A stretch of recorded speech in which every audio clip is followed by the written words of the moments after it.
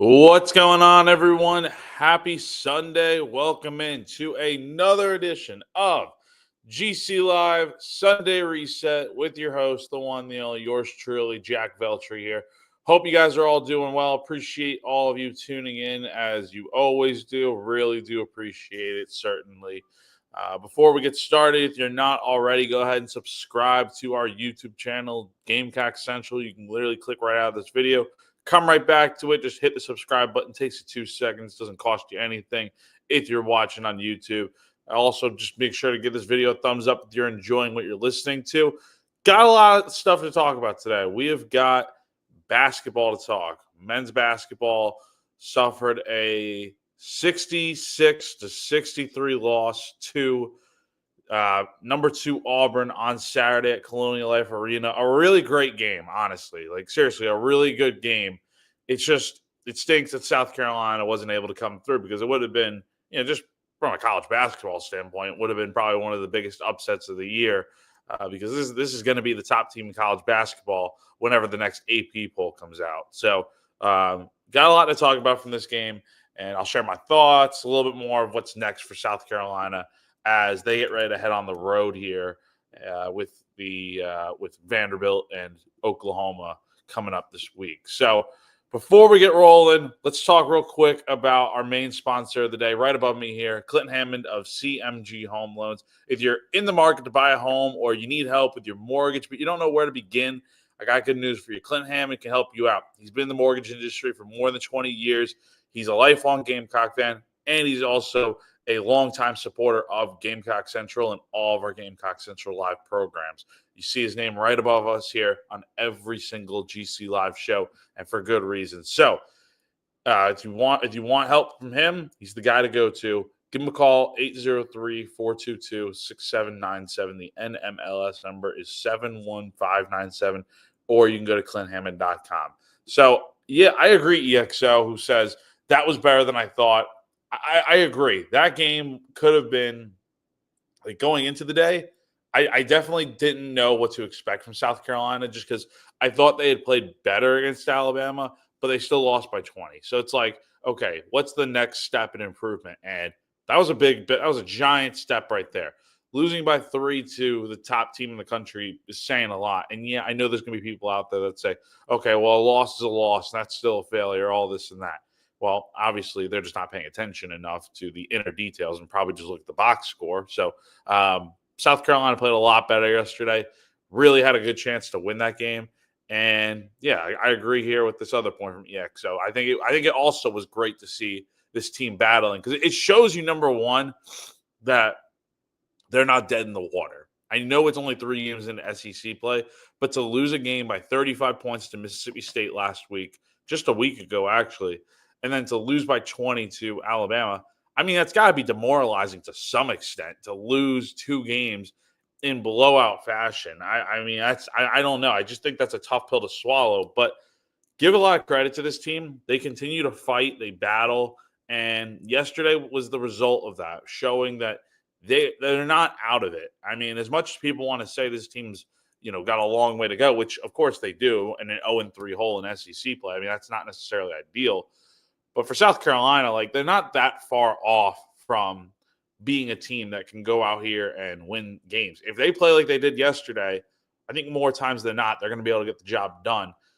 But obviously, the main story of yesterday's game, we'll cut right to the end of this game before we kind of dive into a little bit of everything. And then more so after that, the missed free throws at the end of the game. I know that look, Nick Pringle in that situation, that's a tough spot for anyone to be in because you're down by 1 with 9 seconds left, and you can either make one of the free throws and tie the game, or you make both and you take the lead, and you have a really good chance to win the game after that. I think Auburn still had a few timeouts, but even still, they got to go the length of the floor, and that's a lot in 9 seconds. And maybe they hit the game-winning shot, but at least you had the lead. It just comes down to defense then at that point. But Pringle misses the first one, then he misses the second one, and here's what I was confused by. I saw the replay of this on Twitter or something. the ball rims out and it goes off towards the baseline, and he grabs the ball clearly, and I saw it from live watching anyway. He grabs the ball, and I didn't know this until I saw it afterwards. He did the timeout signal, and he had the ball clearly in his hands, but the refs called a jump ball for whatever reason, even though, I mean, maybe an Auburn guy got a hand on the ball, but Nick clearly had the ball in his hands and had called timeout. And I think South Carolina still had a timeout to burn, obviously. So I was confused on why the refs called jump ball on that. I felt like the officiating was all right yesterday. I know a lot of people are going to probably say it was terrible. Bruce Pearl thought it was fine, ironically enough. But yeah, so I thought that was strange. That's a tough situation for anyone to be in, honestly. Like, I know everyone wants to bash Nick and stuff for missing the 2 free throws. Like, make your free throws. How hard can it be? It's like telling a field goal kicker to make a kick and that you can make a kick. Like, it's not as simple as going out there and just doing it. Like, you also have to factor in, number one, how loud the crowd was yesterday. I think I speak for a lot of people when I say this. I was genuinely shocked at how many Auburn fans were at that game yesterday. Like, I know Auburn travels well, but like when you think of teams that travel well in the SEC, you think Kentucky. Like Kentucky, Big Blue Nation, that's the team that can come into a home, another team's home environment and make it feel like a road game for South Carolina. And that's exactly what it felt like to some extent in those final seconds. You could continuously hear the defense chants. It's not for South Carolina. It's Auburn doing that. And then you got Auburn going nuts doing the "Let's Go Auburn" chant in the final seconds. It's true. I've been to the Jungle, which is where Auburn plays their home games out in Auburn, Alabama. I've been there. I went there last year. I can tell you firsthand, at times it did feel like an Auburn home game. And in those final seconds, it definitely did. Because you had the crowd as loud as possible when Nick was going to the line to shoot those free throws. And normally for a home team, it's usually pretty quiet in there. So, and that's how it's supposed to be if you're the home team shooting free throws. But alas, that was not the case. And look, Nick did say yesterday that it didn't have an effect on him or anything. But, it's like, you want to see more South Carolina fans in there. And I don't know what the situation was with why there were more Auburn fans in there. I guess Auburn fans just wanted to go. But, I was just a little bit shocked that South Carolina didn't have – I think South Carolina had a good crowd in there on its own. But, when you see so many Auburn fans in there, it's like why are there so many in there? It's like it felt like a 50-50 split. And to anyone that says, like, that Auburn did not pack it out, literally go watch back the game tape, and you could probably hear the chants that Auburn was doing. Like, there was a lot of Navy and orange in there, and that is not an understatement. So, but anyway, that's not, that's either here nor there. That's just another point about yesterday that I felt worthy of bringing up. But anyway, so yeah, Nick misses the 2 free throws, and then Auburn goes down the other way and hits 2 free throws to pretty much ice the game. It's a 3-point game at that point. South Carolina has to run down the floor in 4 seconds to try to tie the game, and it just didn't work. So, yeah. All right. So, overall, Austin brings up the point. Good game. A lot we learned about our team, for sure. And also brings up CMB and Nick played good together. Yeah, I totally agree.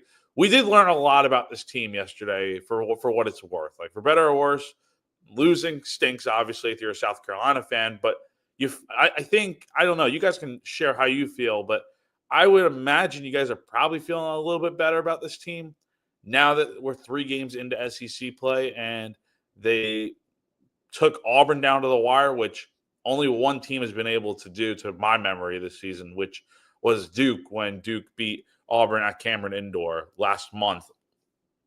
And for South Carolina, everything started with Colin Murray-Boyles, who was dominant yesterday, very much back to his old self. He went for 25 points on 10 of 18 shooting. Excuse me. Really good game for him. 7 rebounds. I remember being at the SEC tournament last year, and South Carolina played Auburn in the quarterfinal round. And granted, CMB was a freshman at the time, playing the 5. going up against Jonai Broom, Auburn's top player, and what best wishes to him as he hopefully makes a quick recovery from the sprained ankle injury that he sustained yesterday in the game. But nevertheless, I thought CMB held his own against Jonai Broom and these other guys, Dylan Cardwell, guys like that were going up against him. And look, CMB was dominant in that first half, 18 points. He was so physical and aggressive, and that's the main key takeaway from yesterday is that when South Carolina is playing that style of basketball, they just seem to be a much better team. And going off that, when South Carolina gets a good performance from their top player, no surprise, the rest of the team seems to play a lot better. So I think CMB takes this team as far as he can take them. It's just going to depend on who else decides to show up. And you had some other guys actually play relatively well yesterday. I think Arden Conyers was a nice welcome surprise yesterday. I thought he did a great job. He played 30 minutes yesterday. And you also have to take into account South Carolina was down 2 starters yesterday. That's not the reason why they lost this game. Like, I think in some ways, South Carolina actually benefited a little bit from some guys being down to give others an opportunity. And I'm not saying like Jamari Thomas and Miles Studi are bad. They're actually good players. But it allows for others to get an opportunity that they might not have gotten otherwise. And some of them flourished. Like Arden Conyers had 13 points yesterday on 4 of 10 shooting. Hit a few big-time threes in this game to keep South Carolina in it. And I was really impressed with what he did yesterday. Again, that's a lot to ask a guy only, 7 games into his college career. And yes, I know he was here last year, but he didn't play at all. 7 games into his college career, I think, at this point. He's going out there and playing 31 minutes like a starter would. And he didn't even start this game. So major kudos to him for playing the way he did. I know he's going to get I know Nick Pringle's going to get a lot of heat for those missed free throws and stuff. But come on. I mean, I thought he played very well yesterday. He finished with a double-double yesterday. 12 points, 10 rebounds. Very good performance for Nick. I'm feeling much better about where this front court is at right now. I think you got some guys that can make it work. And even Benjamin Bosman's Verdonk, like a guy that, doesn't play a lot. When we talk about him more so for being the 6th-year guy, getting the law degree and all that stuff. But, like, seriously, he was tough yesterday. Like, that block shot he had in the second half when he just stands there like a brick wall, puts his hands up, and does not allow I think it was Denver Jones coming in for Auburn and nowhere to go. So block shot there. That was really good to see. And I just thought the team in general was pretty good yesterday. But it all starts again with Colin Murray Boyles. And, I think he is, and Austin says, seems like Colin was running the guard position more than he ever or never has. And yeah, Colin is the main source of this offense. The offense goes through him. And so I did see Colin a lot at the top of the key. He did take some 3-point shots, did not make them. But he runs the show pretty much, it seems like. And it's easier to do that when you're down, your point guard, and your small forward with Studi and Thomas. But Colin is your main source of offense this year. And, if he can be the guy that handles the ball at the top of the key, that doesn't mean he needs to bring it down. But if he can be that guy at the top and then get the offense going from there, I think it works. So, yeah, and it's definitely good to see Colin have a nice bounce back game. And, I'm definitely impressed with what I saw from him. And, yeah, EXO brings up another good point. It must motivate everyone on the team when your stars step up. Gives more confidence to everyone. Absolutely. I totally agree, EXO. I think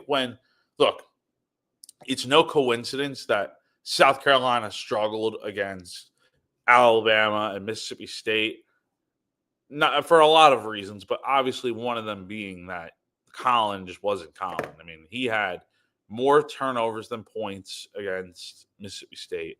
And then against Alabama earlier this week, I think he only went for 6 points maybe. So when your star is held in check and not doing a lot, it affects the rest of the team, obviously. But when you have a game like you did yesterday, your odds are obviously going to be a lot better to win the game. So Colin had a great game yesterday, and I really do feel like it starts and ends with him there. And, really, really excited about what he did yesterday because, hey, that is good for the future. If he continues to play like he does in that game yesterday, he's going to, not only boost his draft stocks tremendously, obviously, but he's also going to really give this team the best chance possible to win, games moving down forward and down the stretch. But I think we also need to talk about the aggressiveness and the physicality that this team played with yesterday. That cannot go swept under the rug. That is what South Carolina needs to do moving forward. Like every single game, it shouldn't even be a question really or an issue. That is how this team can be better, right? You see the way they flew around yesterday, the way they were just charging in, going after rebounds. I mean, it was like anytime South Carolina took a shot and they missed, they were able to grab the rebound and kick it out and then get another good look. Like you saw that a lot yesterday, where this team took advantage of the rebounding battle, which they ended up winning yesterday. Despite losing the game, they won the rebound battle 37-33. And they were very good in that front. Like they did a great job of being physical, not letting Auburn dictate the game. And look, South Carolina held their own for the majority of that game. And it helps when you bring in a guy like BBV off the bench, who's a big bruiser type guy that can go in there, get rebounds, and he's not going to put up 20 points or anything. He's not going to put up a point at all, really. But when he's a guy that can go out there and get rebounds, he's like your Josh Gray this year, if you want to make comparisons here at all. Although I think BBV is probably a little bit better, to be honest. But BBV is doing some good work right now with guys down, and he grabbed some really clutch rebounds yesterday, made that big block, like I said before, on Jones, and he only played like 10 minutes, but he was a nice impact guy in that game. And it also helps when Nick Pringle's going in and getting boards. CMB had some nice rebounds in this game. And, yeah, really, really good effort on that end. But then I also like the physicality this team played with. Like I said, like they weren't afraid to get their hands dirty. They took a bunch of charges in this game, which is always good to see because that creates turnovers.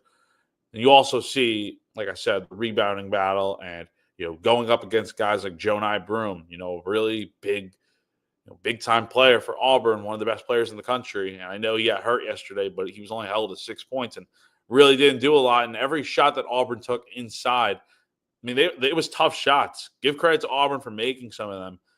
But South Carolina made things really tough when they needed to. So that's always what you want to see right there is, look, if teams are going to make shots against you, you just hope it comes the hard way and doesn't come easy. I mean, that was something South Carolina, I feel like, struggled with a little bit in these last two games before yesterday, was giving up some easy buckets, especially guys driving down the baseline and going to the rim.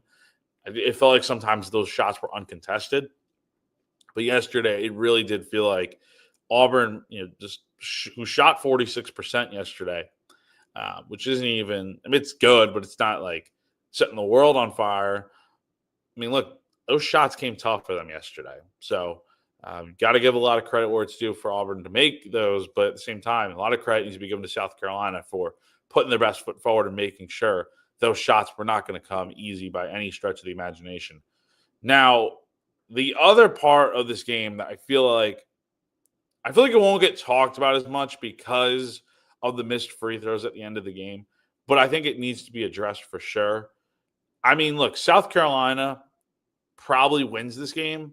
Obviously, people are going to say, oh, well, you went 9 for 16 on your free throws. If you make a few more of those, you're probably winning this game.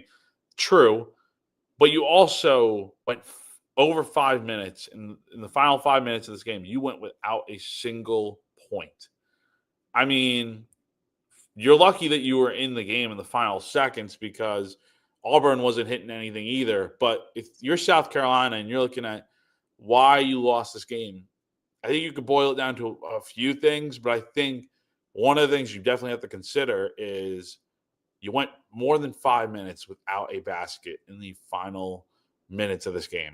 That can't happen. That can't happen. Like, I know it's tough, but South Carolina honestly didn't have a great second half shooting. I mean, they only had 23 points. I give credit to Auburn for making the right adjustments and playing a lot tougher on defense, but I mean, to go from having a 40-point first half to 23 points in the second half, and then you don't even get a single point in the final 5.5 minutes of this game. I mean, it's going to be tough to win basketball games when you don't cash in on your opportunities. Like there were a lot of just bad shots. It seems like they took like a lot of missed layups, a lot of missed shots on mid range and 3-pointers, but you still had a chance to win the game at the end. And if Pringle hits those free throws, who knows what happens? But even then, that's a lot to ask anyone to go down there and hit them. Like I said before at the beginning of this stream, it's easy to say, go hit your free throws. You should hit them, no problem. You're a college basketball player, but it's not as easy as it looks because you've got to deal with the crowd. You got to deal with the pressure, and you got to deal with the fact that Nick's a decent free throw shooter. Like, let's not get that misconstrued. He definitely has improved his free throw shooting this year. But even for a big man, which obviously big men do not shoot free throws super, super well in most cases, again, it's a lot to ask a guy to have to hit those in crunch time. Like the pressure, like these are 20, 21, 22-year-old kids that, I mean, look, this is where the bright lights are on and stuff. So, don't want to make excuses for what happened, but I'm just trying to look at this thing with full perspective here. So, yeah, look, overall, final thoughts from this game yesterday before we start looking ahead a little bit. Tough loss yesterday for South Carolina. Definitely thought they were going to end up winning that game. It definitely felt like, okay, like they can do this. They are a good enough team to go out here and potentially win this game. And I thought it really did show that they have made some tremendous strides. Like they're not, seriously, I don't think they're that far off from being where they want to be. They've got the energy, they've got the aggressiveness and the physicality now. As long as they continue to do that, that'll set them up pretty well in any game moving forward, especially this week where I think they can do some good things.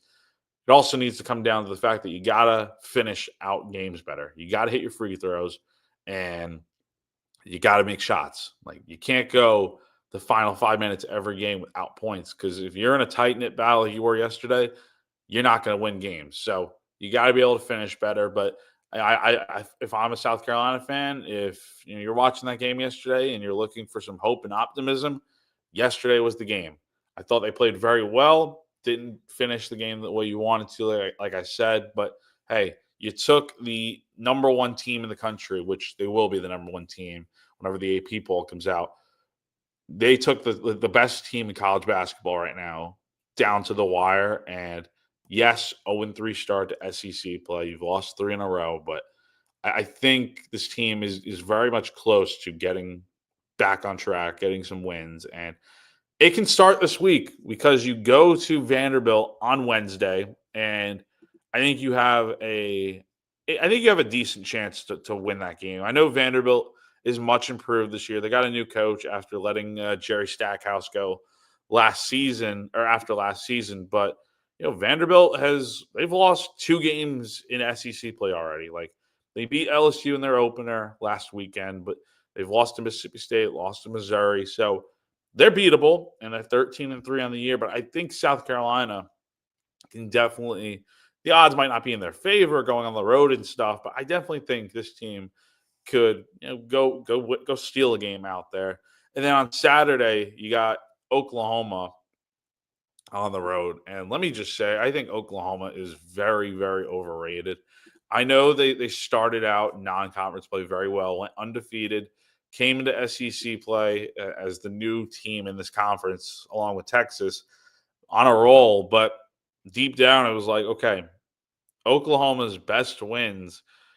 Granted, they beat Arizona, Louisville, Michigan, teams like that. But I mean, they're also beating a lot of rough. You look at Ken Palm, a lot of 300 or worse teams in the Ken Palm rankings. So nothing too impressive there, but SEC play has kind of shown, the other half of what this team could be.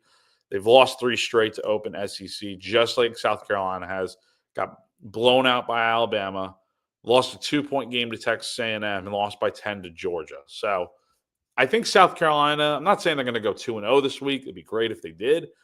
I mean, if Carolina plays the way they did yesterday and finishes out the games a little bit better, I think they can win for sure. I think they can go 2-0 this week.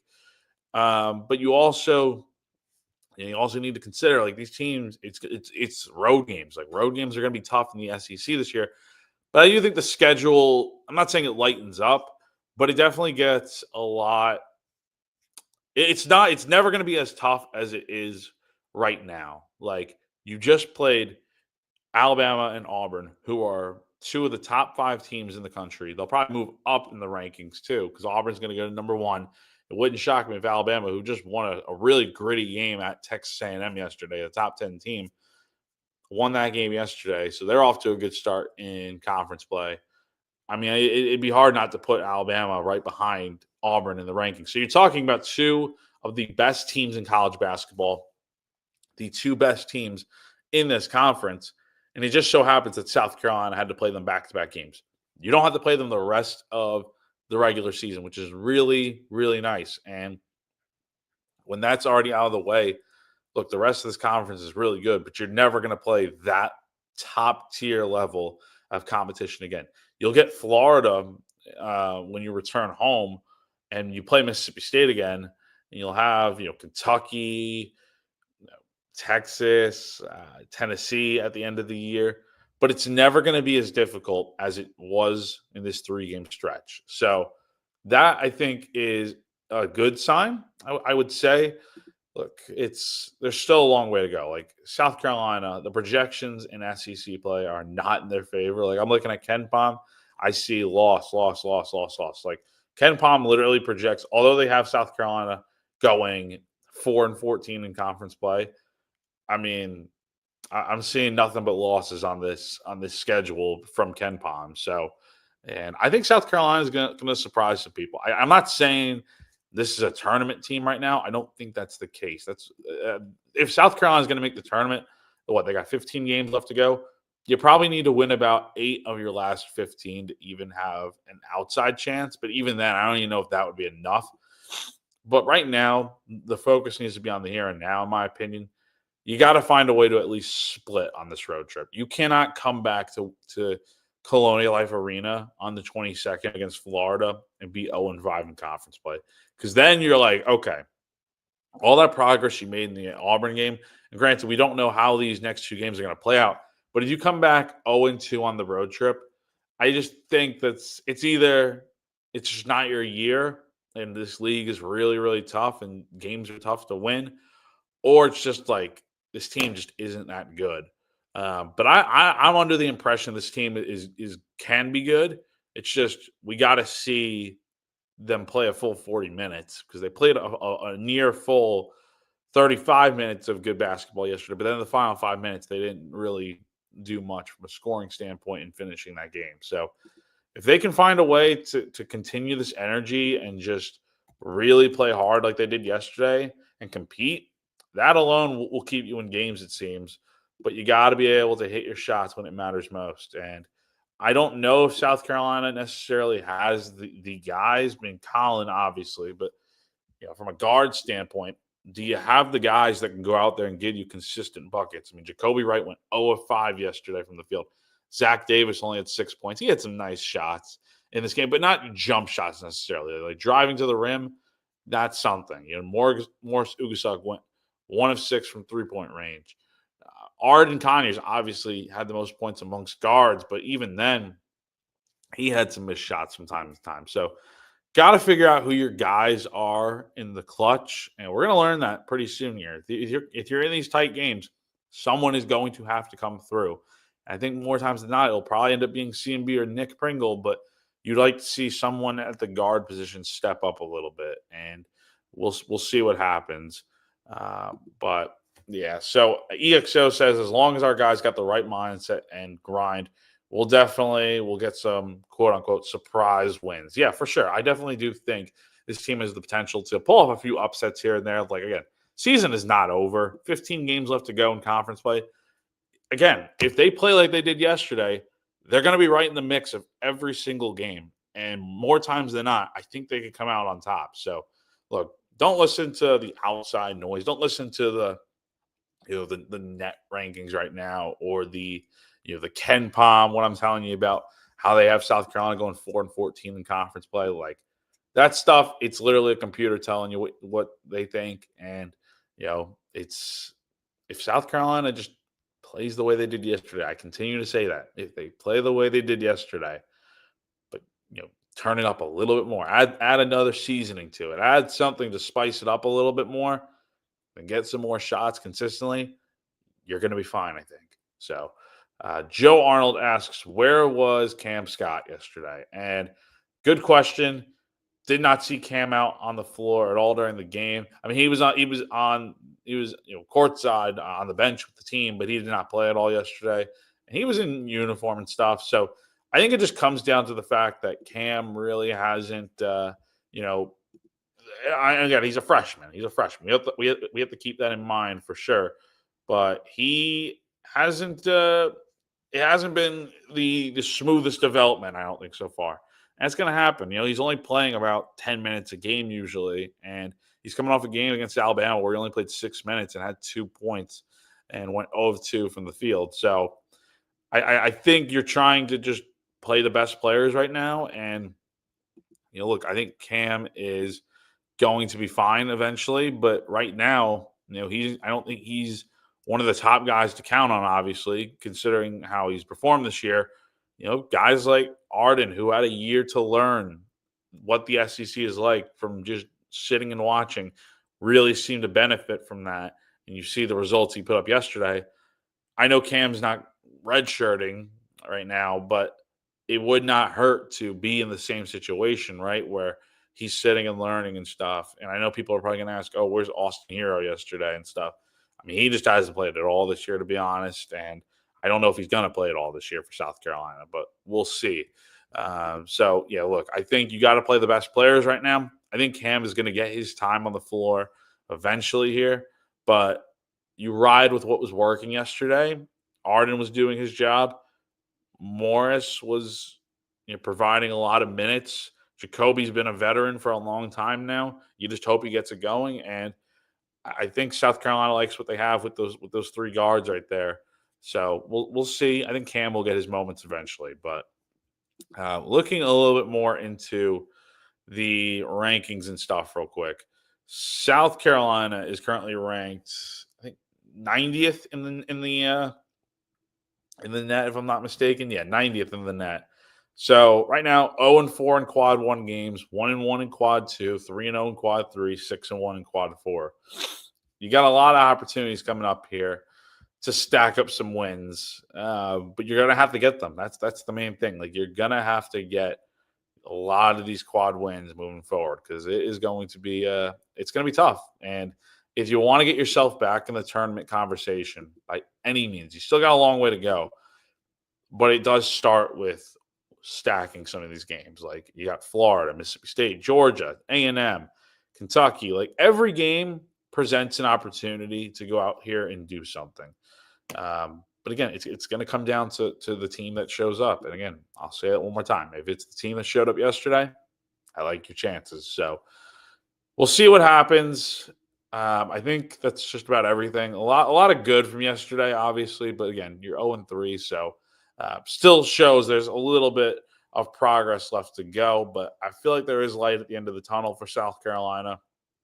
It's just they gotta finish a game. So we'll see what happens. Carolina's back in action on Wednesday night at Vanderbilt, 6 p.m. tip-off from Nashville. We'll have all coverage on GamecockCentral.com, and then the day after the game, we'll be going live for GC Live at the buzzer to break down this game, share thoughts. Hopefully, we're talking about a Carolina win. Share a lot of thoughts from the game and stuff, and we'll start looking ahead a little bit to Oklahoma when the team makes the trip out there on Saturday, and then we'll be right back here on Sunday Reset, talking about South Carolina, Oklahoma, and we'll see what happens. So I appreciate all you guys tuning in. I know there's a little bit of a shorter episode for Sunday Reset, but I feel like we got a lot of good content in talking about this game yesterday and what's next. And EXO asks, how many more days till baseball? Let's look it up. It's Valentine's Day. Let's see. Give me 1 second. 33 days. So 33 days till Valentine's Day, which is opening day for baseball. So lots to look forward to. A lot of baseball coverage coming up here pretty soon, obviously, as the season approaches. And, yeah, basketball's in the thick of it right now, and hopefully they'll start putting together some big wins. So that's going to do it for now. Appreciate all you guys tuning in. Again, if you're not already, go ahead and subscribe to our YouTube channel. Go ahead and subscribe to GamecockCentral.com as well, and give this video a thumbs up if you are watching currently on YouTube, Facebook, Twitter, wherever you're watching. Give it a thumbs up. Really appreciate you guys. Have a great rest of your day, and I'll see you next time. Bye.